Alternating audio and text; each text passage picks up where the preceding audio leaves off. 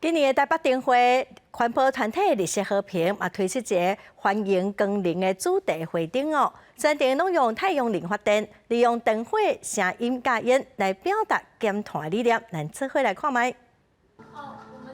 玻璃温室内底代表二氧化碳的烟雾呛加规厝间，暗示地球当咧经历恶劣的气候变化。这是绿色和平今年所要展出的花灯作品，欢迎光临。绿色和平表示，这座花灯是100%用太阳能发电。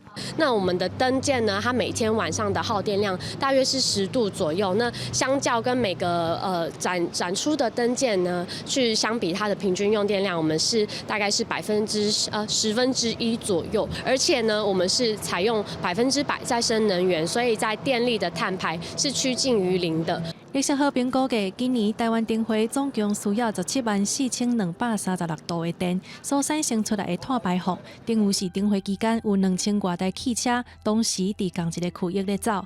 面对政府推动全无碳排放的政策，因建议大型活动应该减少传统的发电。受邀请参访环保会灯的立委柯新婉表示认同。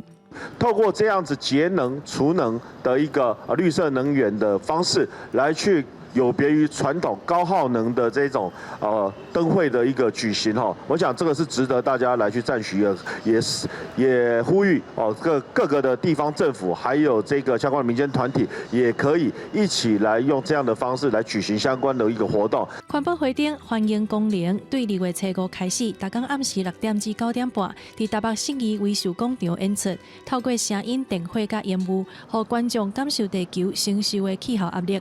记者麦尚英、曾俊佑台北报道。